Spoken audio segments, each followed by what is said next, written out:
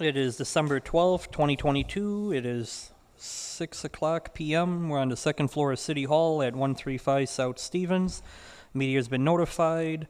Agenda's been posted. Clerk, please take the roll call. David Holt. Stephen Jopek. Here. Eileen Daniel. Here. Kieran Mikulowski. Here. Gerald Anderson. Here. Thomas Barnett. Here. Tom Kelly. Here. Leanne Felton. Here. Chris Hannes. Here. Please stand for the pledge.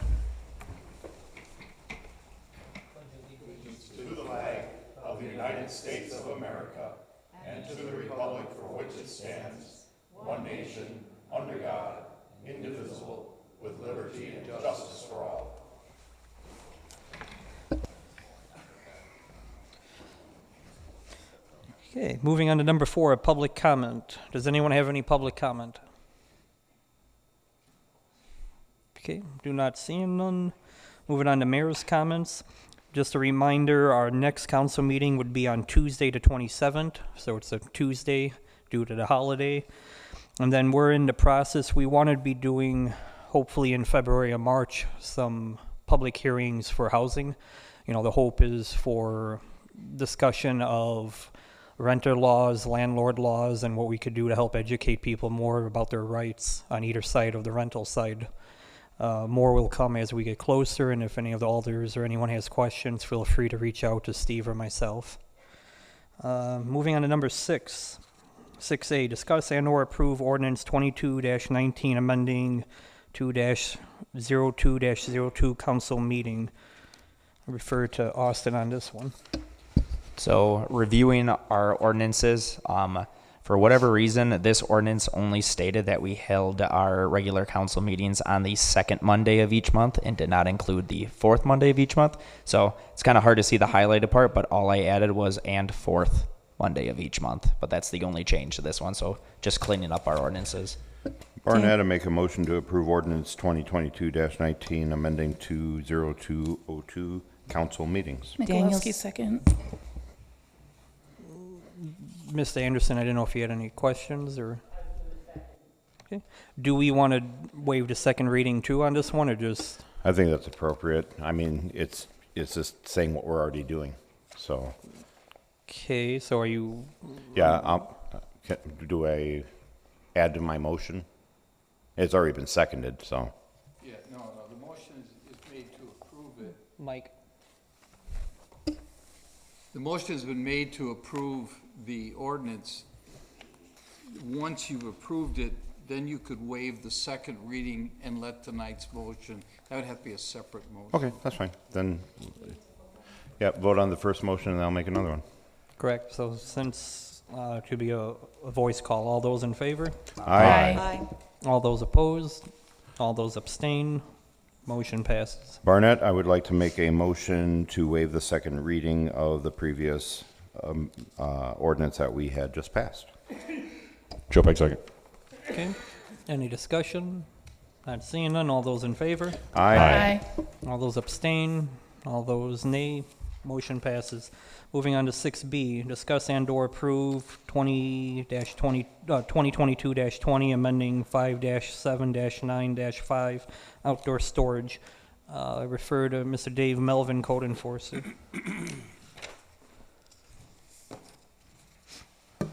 Good evening, council. How are y'all doing? So this kind of came up. We ran into a situation. We've got several people that have been staying campers over time. I've been here just a short time, since September, as you know. I've ran into 5 pretty severe situations with this already. The trouble with it is, as written, the ordinance does allow for up to a 7-day stay in a calendar year. The trouble with that is, in my position as code enforcement, I've got to prove that 7 days. How long you been staying in a camper? Well, it's my first day. So, I mean, I have to prove that 7 days. So it takes a lot of effort. It takes a lot of time for the city. The other half of this is daytime. That's hard to prove. I mean, a vehicle may be there, but it's hard to prove. At nighttime, when things are lit up, you can see silhouettes. It makes it a lot more viable situation to see the ongoings in those campers. We've had pretty good success across the board getting some of this stuff cleaned up and getting them taken care of. But there is, there's some holdouts. So basically what this is going to do, this will keep the 7-day stay, but it will require a sticker or a permit to be posted in the window, the front window, the towing side of the vehicle. The purpose of that is to keep the honest people honest. Honest people are going to go get that permit and use it. The folks that don't have it, it makes it just that much more identifiable that the fact that they don't have a permit, likely they're not supposed to be in this situation. So, and with the permit, we'd also have the power of using Laserfiche as a repository for those permits, and we could then go in and just look it up if we weren't certain. If they claim, oh, we have it, I just didn't put it in, or I forgot it, or we could just pull it up on Laserfiche on the spot and have an answer. Yes, sir. Me? Yeah. So me and Dave have actually talked about this situation, mostly being because I have that situation in my district currently, and it has recently been taken care of. And I told him that when he had mentioned this to me as a way of making sure that people are not staying in campers for months on end, that could also be used as drug houses because they're just tucked away in the back somewhere of someone's yard. I said I thought this was a great idea. Permits will allow him to know how long someone's been in the trailer, and if they don't have a permit, I would assume that you would give a warning first and say, hey, you need a permit, if you're staying here. Yes, sir. And then, if they refuse to do that, then obviously we have every right to say this isn't going to happen. So I'm in complete favor of this. I think it's going to make Dave's job a lot easier. It's going to keep some drugs out of our communities because, like you said, these places do tend to double as that. Not all of them, but some of them. A fair number have been found too recently. Right. So. And if we're taking care of some of them, then we're better off for it. So I'm in favor of it. Thank you. Ms. Daniel? I understand the need for this. However, I don't believe an ordinance called outdoor storage. Shouldn't there be a different ordinance, perhaps recreational vehicle use, or it also does not outline the permit process? So I believe we need an ordinance regarding recreational vehicle occupancy rather than calling it outdoor storage, because if I'm looking for information on how I can use my RV, this is not where I would go. So I'm thinking, do we need to create a new ordinance that already addresses this, or that would address this? Because as I said, this has nothing to do with storage and everything to do with occupancy. True. And where this came from was it was already in our code. So it was just, Planning Commission wanted to move forward with amending current code versus making a new ordinance. And my belief is the reason why this was in outdoor storage was for storing of campers. So this is amending something that was already there. But I do see your point for making it clear to the public. Do we amend this current ordinance to remove this whole topic and just form a new ordinance with the proper header? I do see a great value. Just before I acknowledge other people, I just want to point out that out of Planning Commission, only 4 people approved this due to 2 were absent and 1 was a no vote. So just to let you know, Mr. Jopek? I was just going to ask, maybe, and to an extent, I'm with Ms. Daniel, but could it just be cross-referenced? So I think I see the purpose for it being for recreational vehicle storage because that's going to be used as the line of reasoning to establish why it's there in their yard or whatever. But is there, can this just be a cross-reference and have an additional amendment that is more clear, that establishes that, but keep this amended as well to make sure it's hit on twice? Because I could see where I could see like anybody doing enforcement walking in and the person saying, well, it's just a storage thing. I'm just storing it here, right? And this basically undermines that argument outright. So just like have another amendment, but keep this as a cross-reference. I would say that's doable. The only concern I would have is both of them need to reference each other. That way down the road we don't change one, not the other, and then have the back and forth of what's the correct ordinance. If I refer to Steve? Yeah, if if I'm hearing the council right, what you're suggesting is you like the concept of this suggestion, but you would like it redrafted in such a way that it was, calls out specifically campers being used, and then does not conflict with the existing storage that people do have that are legitimate on their property. And if you would make a motion tonight that ordering or asking the city, you can order the city attorney to draft an ordinance to do that, I certainly can do that and get it back to you. Mr. Anderson? Well, I just point out that this is part of the zoning code, so it has to do with the occupancy of property by vehicles and other things. And you notice this is subsection D and E. By the time you read through that whole section, it deals with what people can have in their yard, and all it's saying is that, yes, you can have under certain conditions, you can have a recreational vehicle stored in your yard, and then this is adding to that, but it can't be occupied more than 7 days. So I don't think there's anything wrong with having it there myself. True. Mr. Jopek? I guess I grow concerned just about, and I don't want to call it burying because I know that's not what we're trying to do, but sometimes finding these kind of amendments and digging through these things, not everybody's going to take the time to do it. So by being clear, having either a separate ordinance or whatever to cover this, hopefully those that are willing to do any amount of searching can find it. So I guess I just worry about it getting lost in the other zoning code issues. Maybe that's irrelevant, I don't know.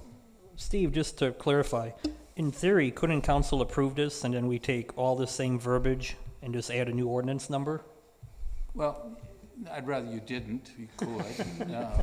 What I'd rather do is allow me the opportunity to maintain the integrity of the existing ordinance, create an ordinance that would say you can't use a stored vehicle in your property as a living space unless you have a permit for 7 days that you obtain. In other words, I'd like to have it spelled out a lot clearer so that you can still store your motor vehicles or your recreational vehicles on your property, which is what's allowed in certain zoning districts and not in others, so we don't have a conflict there. But then create this whole thing about occupancy of a stored vehicle. Because it could be not necessarily a recreational vehicle, it could be a tent. I mean, it could be what are these things now that they put in your front yard that are, you can put junk in them. Pods? Pods, there's people living in pods. We shouldn't allow any of that. And that's what I'd like to be able to do, is pull the whole thing together so that there's nobody living in something for more than 7 days, and nobody's living in anything. It's not designed for a living quarters. Certainly a tent or a trailer, the kids are out in the backyard for a weekend. We're not going to stop that. But if somebody's suddenly living out there, then yeah, that's got to come to an end. Mr. Barnett? I'd like to make a motion to have our city attorney draft up an ordinance that specifies what council's wishes are tonight, and his understanding of what our wishes are, while keeping the integrity of the outdoor storage ordinance. Anderson, second. Any discussion on that motion? I'd like to add one thing if I could. Yeah, it'd be a second. Just something for council to think of. The codes in the city of Rhinelander, it's kind of a hunt and fish method with the codes. I'm sure, as you all know, there's some codes that are written really well that you can go in and find exactly what you're looking for. The majority of the codes have to be interpreted. The issue is we've had some recent amendments, we've had some recent things added to our code, and those things are very good. But this is a growing city. It's growing, and I hope it grows well. The trouble is the code, some of it doesn't grow with the city. there's been other things being looked at. To your point, I agree with you 100%. I think that if I was looking for a camper, I can tell you in this instance, it took me a minute to find it. Even using our really powerful search engine we have on our city website. But it did take a minute to find that. But if you go into the state of Wisconsin code and start looking for the same thing, you find a section under recreational vehicles. State of Wisconsin has adopted the International Property Maintenance Code.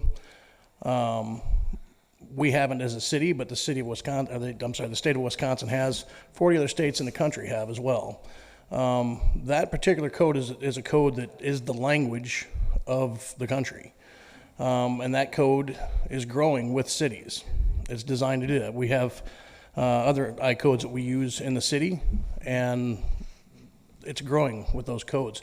This new code, or this new set of codes would work in and out of those. That's just something to kind of keep in mind. Where can we find verbiage on the code you're talking about? So if you go to the International Code website, if you just simply do a Google search for International Property Maintenance Code, you'll find it. You can read it almost in its entirety. It's a subscription, so as things change in the country, as new codes are written, as things happen around us, we're sent those updates.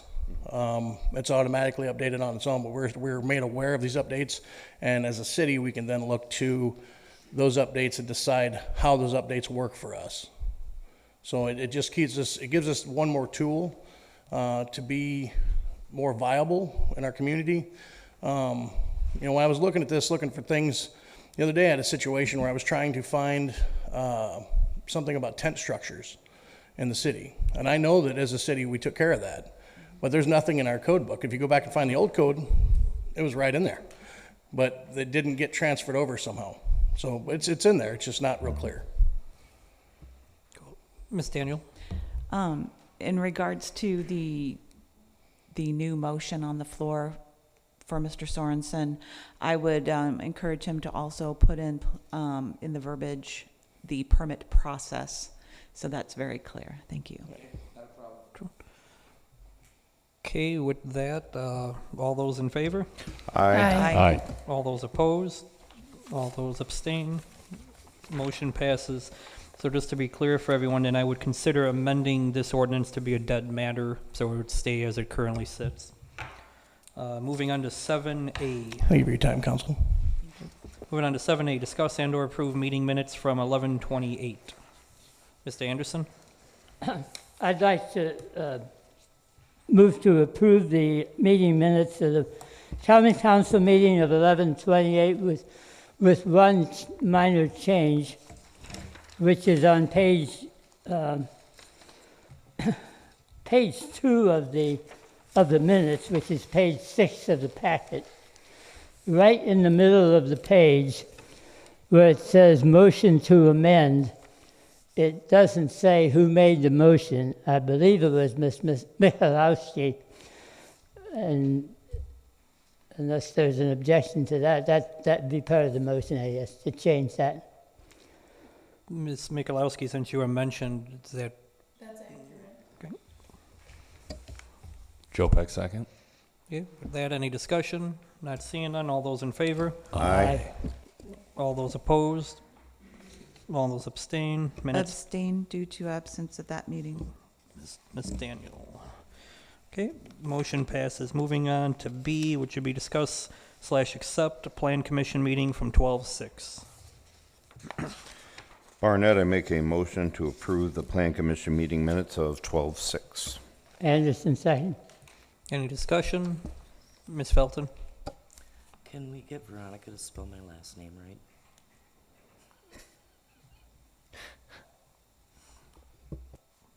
Oh, yeah, Felten. Yes. So I suppose amending it to anywhere Felton is changed. So are you looking to amend the minutes to reflect that, or just going forward? Okay. Mayor, your name's spelled wrong too. What, did I forget the H or something? Oh, yeah. Well, I'm perfectly okay with that staying as is unless someone wants to amend it. So, okay, so we have a motion and a second. All those in favor for approving the minutes? Aye. All those opposed? All those abstain? Minutes are approved. Moving on to 7C, discuss and approve meeting minutes from Public Art 11:30. Mikulowski, I'll make a motion to approve the minutes of Public Art Commission on 11:30. Anderson, second. Any discussion? That's Mr. Barnett. I see that the minutes are talking about the grant process and the unfinished business. Review artist list. Egan shared the artist list with the group. A couple of potential artists have been added. I'm not clear on if this is just a general artist list that they have for, is that what that is? Yeah, my understanding is they're trying to get a master list of artists, so if For people to choose from? correct, so Okay, because that was the original vision, so. correct. Yep. Okay, I just want to make sure that's what that was. Okay, that's And all I then need to the know. grant process is regarding they're looking to partner with the city in the future Mm-hmm. to beautify the lot behind Art Start. So that's still developing because they would need a letter of support from this body. Sure. Okay, thank you. Any other discussion? Not seeing none. All those in favor? Aye. Aye. All those opposed? All those abstain? Minutes approved. Moving on to D, which is just discuss and approve bills and claims for $1.5 million. Barnett, I make a motion to approve the bills and claims in the amount of $1,582,597.10. Joe Peck, second. Any discussion?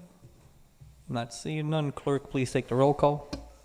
Thomas Barnett, Aye. Leanne Felton, Aye. Karen Mikulowski, Aye.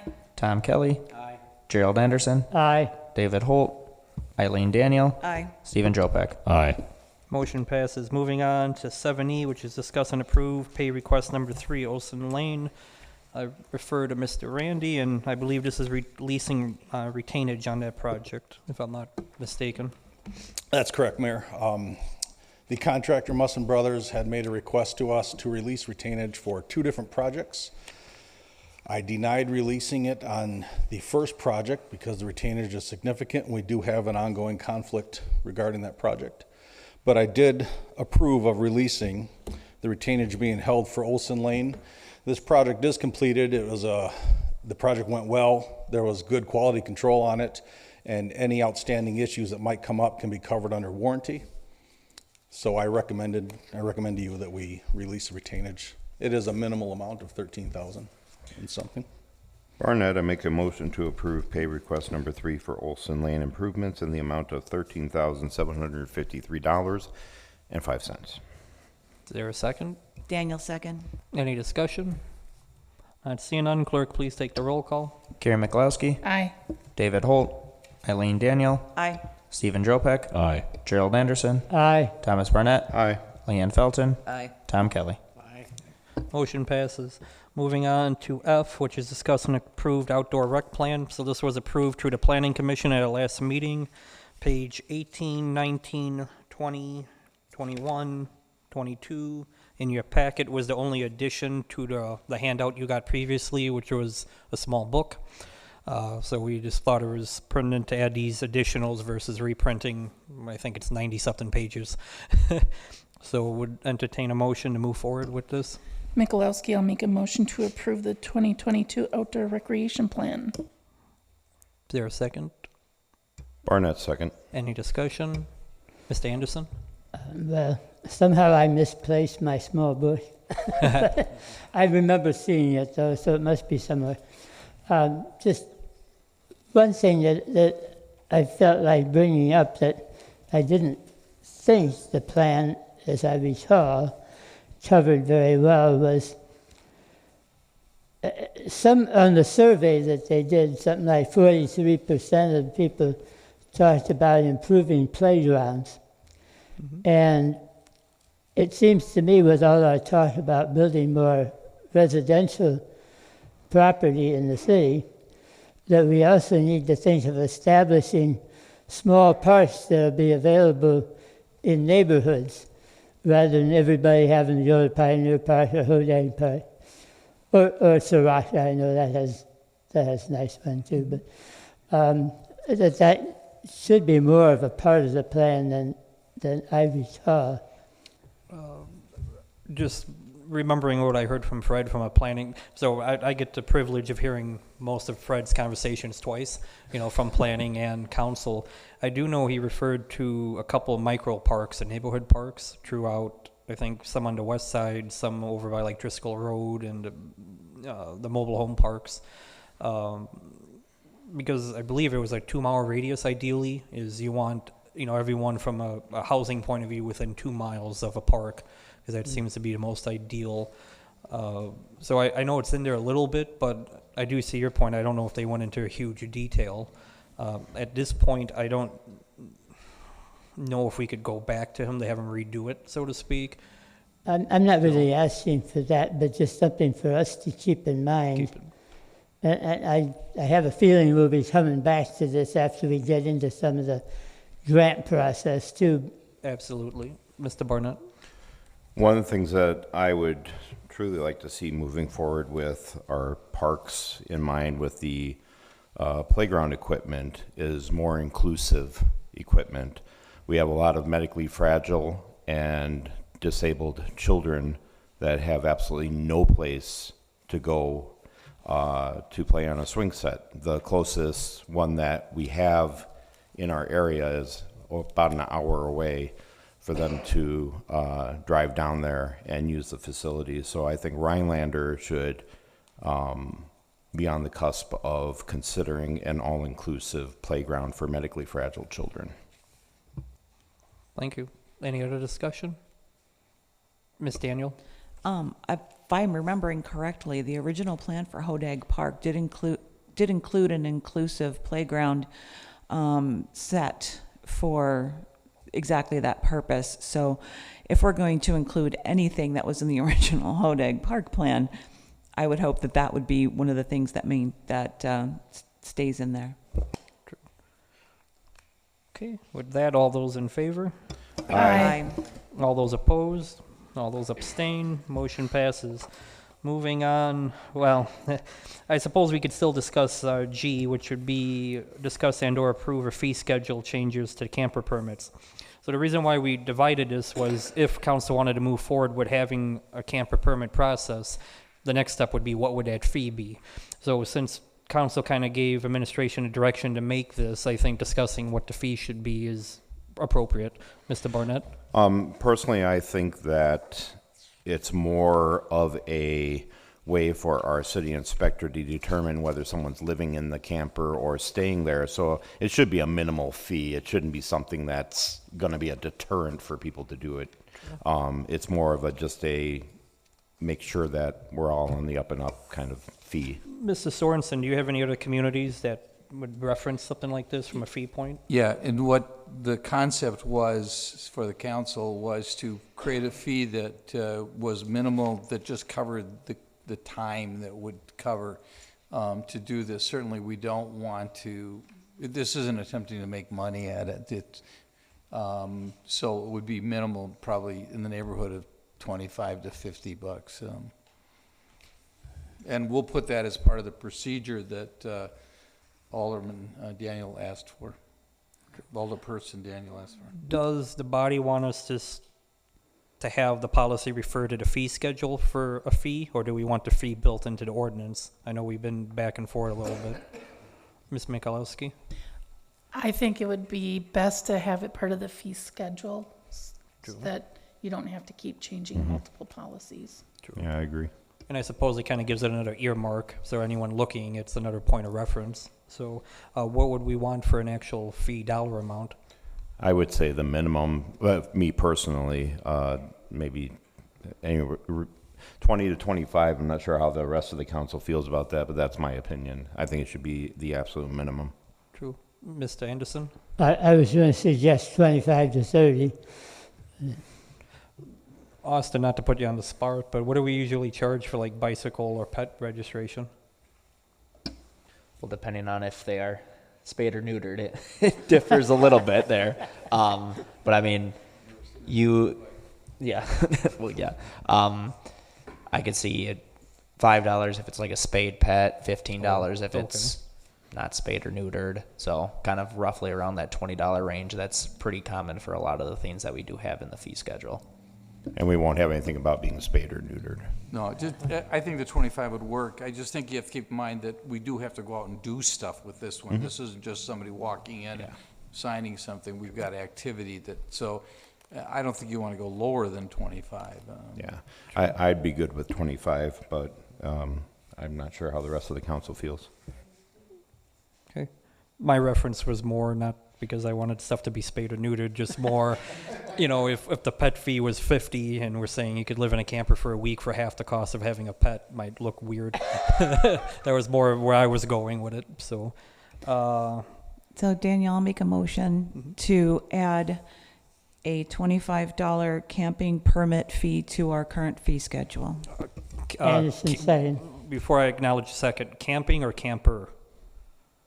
Camper. Okay, That's what it says on the true. camp permit. I just thought you said camping. I just wanted to Or clarify. recreational vehicle occupancy permit. I don't care what you call it. Okay. Mr. Anderson, you still second? I'll second that version especially. Okay. Well, just camping could be interpreted as a complete, like tent camping. So with that, since it isn't technically a dollar amount, I suppose, clerk, please take the roll call. Gerald Anderson, Aye. Stephen Jopek, Aye. Eileen Daniel, Aye. Kieran McLowski, Aye. Tom Kelly, Aye. Thomas Barnett, Aye. David Holt, Leanne Felton. Aye. Okay. Motion passes. Moving on to 7H, which would be discuss and or approve Chromebooks for Common Council not to exceed 1,400. Page 23 in your package shows it at $1,314. There is a promotion, so we're asking for 1,400. So if something changes slightly, we don't got to come back asking for a small amount. Barnett, I make a motion to approve purchase of Chromebooks for Common Council in an amount not to exceed $1,400. Mikulowski second. Any Mr. Kelly? Are you buying 8 or are you buying one for yourself too? And that would be 9. I am already supplied with a laptop, so I do not need one. Okay. Just checking. Ms. Daniel? Does this mean we will no longer be getting paper copies of our agendas and such? Correct. Excellent. And then we also plan on having them posted on the TV from now on too, due to, I'm pretty confident through the life of this body, one Chromebook will die throughout a meeting at some magical time.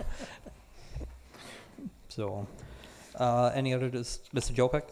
I guess just expressing my support on the basis that in the last meeting we discussed that the amount of money being invested in paper and printouts and all of those things, that this would cut those costs. And so this dollar amount really, once we stop printing everything, it won't exist. So just in support of it on the cost savings measure.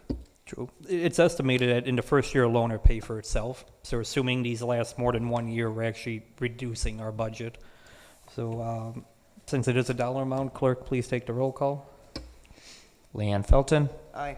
Tom Kelly, Aye. Eileen Daniel, Aye. Thomas Barnett, Aye. Gerald Anderson, Aye. Kieran McLowski, Aye. Stephen Jopek, Aye. David Holt. Motion passes. Moving on to I. So after, you got page 24 in your packet from Mr. Hex, giving his view on the topic. After talking to a couple of people, the only other thing we could really do to move forward would be, do we remove Alderman District 1, 2, 3, 4 to the front, and then have administration sit where 1, 2, 3, 4 sits now? That way you could see each other more. Is something some of the aldermen in the past have spoke about. Mr. Anderson? Yeah, I've since we talked about that, I've gotten to kind of like that idea, at least to try it.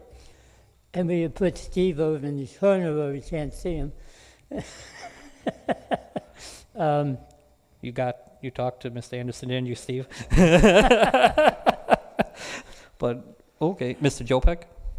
With the idea of, the U shape with the mayor at the middle to where we can still be on the camera as is, how will that impact those who are on public record or public speaking, public comment? Like, where will they stand to make sure that does that need to be videotaped or? So the whatnot? room layout wouldn't change, it's just seating arrangements. So pretty much the four aldermen would sit here. Oh. We're just sitting there, so that way at least the alders, like you could see me, Oh yeah, I you get could it. still Okay. see me. All right. That makes more sense in my brain now. I'm sorry. Long day. So I don't think if we technically need a motion, if you just give us direction to do this, we could just do it. So everyone okay with that? Cool. Well, thank you. Now we're moving to never talk about this topic again, hopefully. Moving to number 8, which is monthly reports. Daniel, make a motion to accept the monthly reports from departments as provided. Thank you. Barnett, second. Any discussion? Not seeing none. All those in favor? Aye. All those abstain? All those opposed?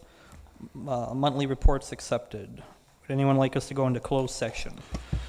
I'll make a motion, Daniel make a motion to go into closed session, if necessary, convene into closed session pursuant to Wisconsin statute section 19.851 sub CEG, considering employment, promotion, compensation, or performance evaluation data of any public employee over which the governmental body has jurisdiction or exercises responsibility, and deliberating or negotiating the purchasing of public properties, the investing of public funds, or conducting other specified public business whenever competitive or bargaining reasons require a closed session. A, discuss the status of city administrator hiring process. B, discuss litigation in which it is or is likely to become involved. Discuss the sale of public properties. Or D, and D, adjourn to closed session and return to open session. Barnett, second, but I'd like to hear her do that again without the mistakes and a little faster. Okay, I'd like to make a motion if necessary. Clerk, please take the roll call. Eileen Daniel, Aye. David Holt, Tom Kelly, Stephen Jopek, Aye. Thomas Barnett, Aye. Gerald Anderson, Aye. Leanne Felton, Karen McLowski. Aye. It is 6:38 and we're going into closed session.